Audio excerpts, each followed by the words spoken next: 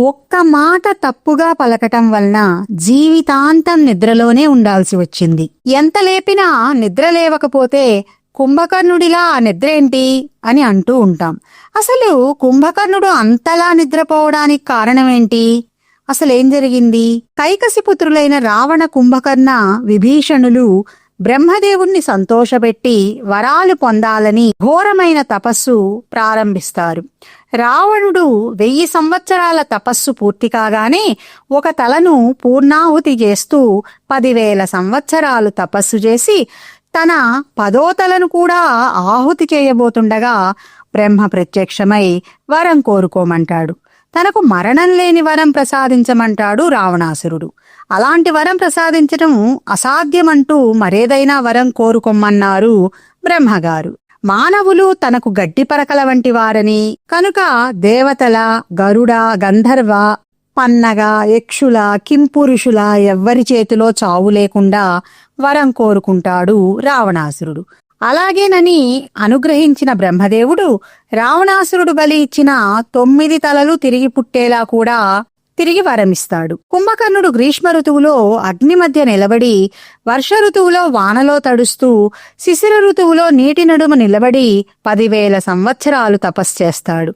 అతని తపస్సుకు మెచ్చిన పరమేశ్వరి వరమీయ సంకల్పించగానే అతడికి వరాలు ప్రసాదించవద్దని దేవతలు అడ్డుపడతారు.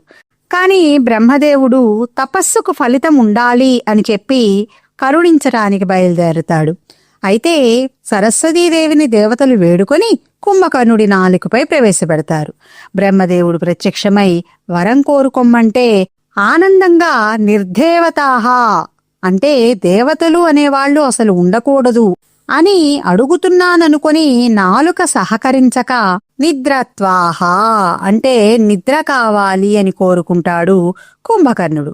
తథాస్తు అంటాడు బ్రహ్మదేవుడు. ఇక విభీషణుడు ఒంటికాలిపై నిలబడి 5,000 సంవత్సరాలు సూర్యుడి గతిని అనుసరించి తిరుగుతూ మరో 5,000 సంవత్సరాలు తపస్సు చేస్తాడు. అతడి తపస్సుకు మెచ్చిన బ్రహ్మదేవుడు వరం కోరుకొమ్మంటే విభీషణుడు సర్వకాల సర్వావస్థల్లో కూడా తన బుద్ధి ధర్మ మార్గాన్ని వీడిపోకుండా ఉండేలాగా అనుగ్రహించమని కోరుకుంటాడు. 3 సోదరులు ఒకేసారి 10,000 సంవత్సరాలు ఘోర తపస్సు చేసినా వారి బుద్ధులను బట్టి వరాలు పొందగలిగారు. లోకాలను జయించి చిరంజీవి కావాలనుకున్న రావణుడి కోరిక నెరవేరలేదు. కోరుకోకుండానే చిరంజీవి కాగలిగాడు విభీషణుడు. మరి కుంభకర్ణుడు శయన మందిరంలో నిద్రావస్థలో ఉండిపోయాడు. ఇది కుంభకర్ణుడి నిద్ర వెనక ఉన్న